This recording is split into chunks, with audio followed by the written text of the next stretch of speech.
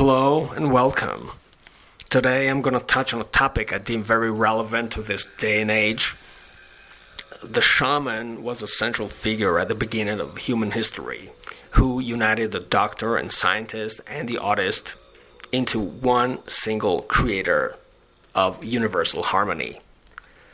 I'd like to get you to think of shamanism not as a dead religion, but certainly as a dying religion, which needs to be revived for very practical reasons. In our high-tech, industrial, capitalistic, and consumeristic society, we're deeply fractured from our primordial state, so we must reconstitute that by uncovering this true mystical doctrine. As Terence McKenna said, and I quote, "Life lived in the absence of the psychedelic experience that primordial shamanism is based on is life trivialized, life denied, life enslaved to the ego," unquote.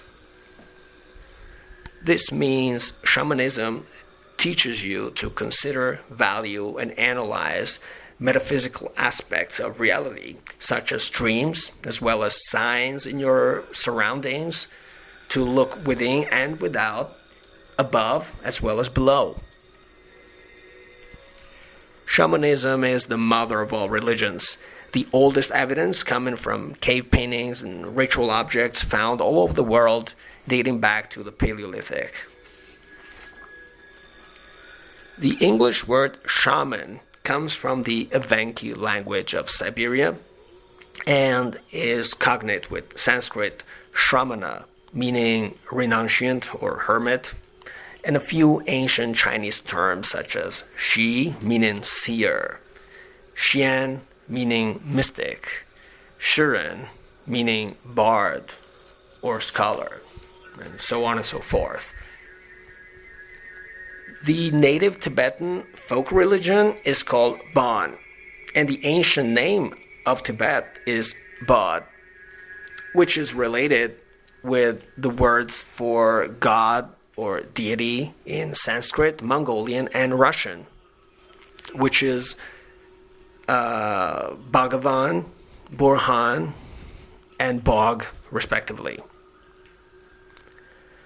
A shaman is a person regarded as having access to and influence on benevolent and malevolent spirits.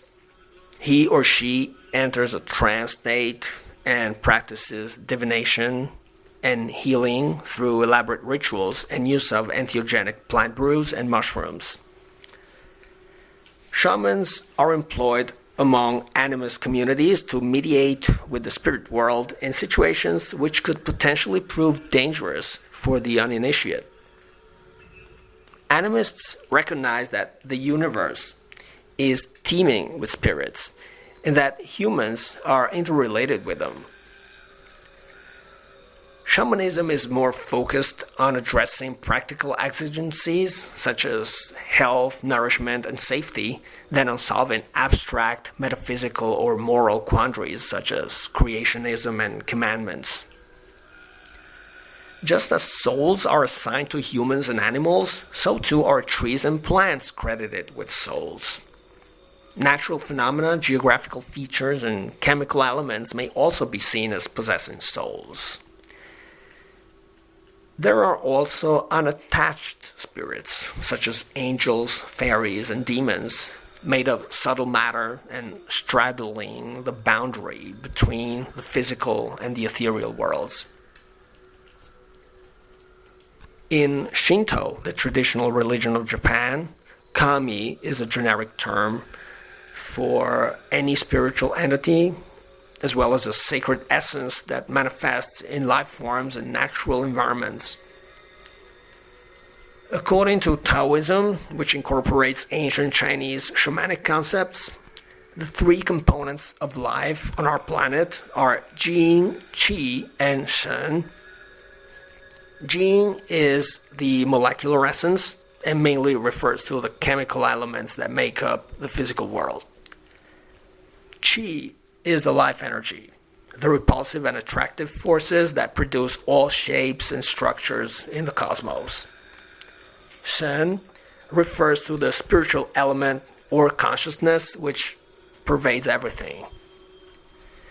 Governing all this is the Tao, the clockwork of this mechanical universe, what we today call the laws of physics, which regulate the activity and evolution of each and every component of the cosmos.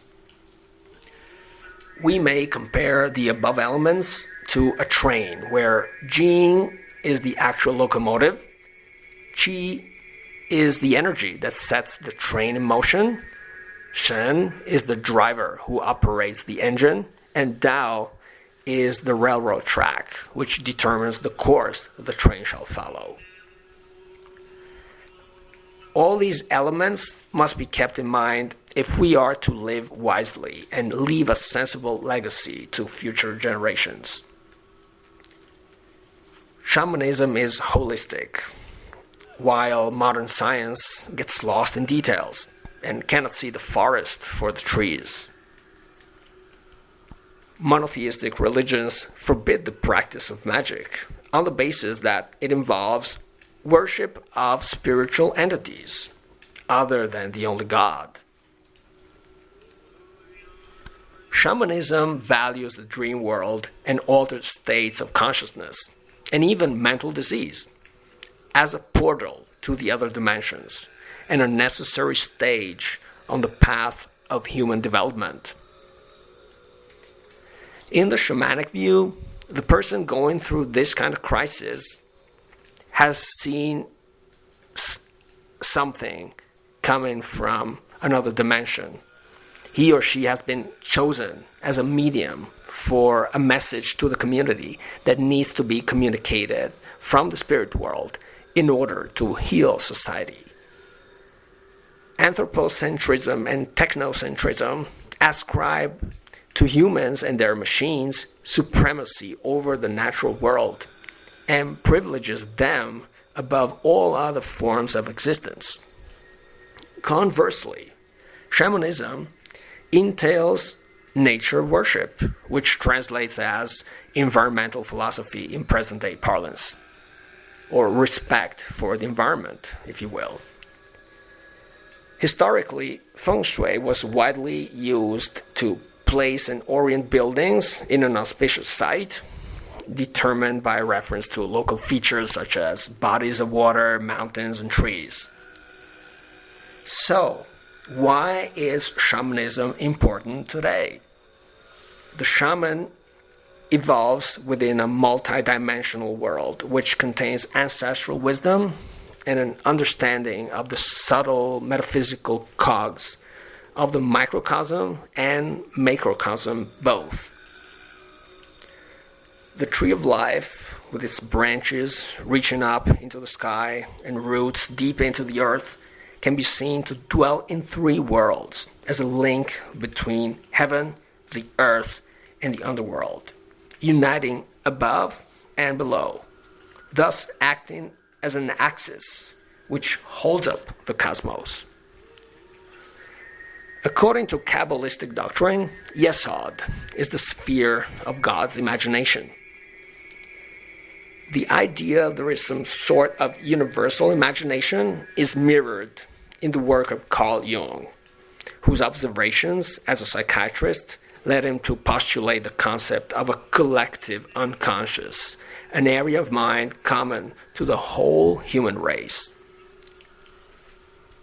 An eruption of academic interest in shamanism some years after Jung's death led to the insight that shamanic visions gave conscious access to this level of reality, and that such an access often seemed to produce results on the physical level as well.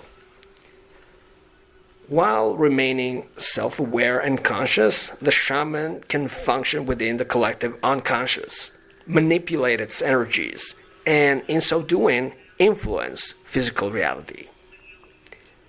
The astral plane is the imagination of the universe, that vast substratum of mind stuff underpinning the dream we think of as physical reality.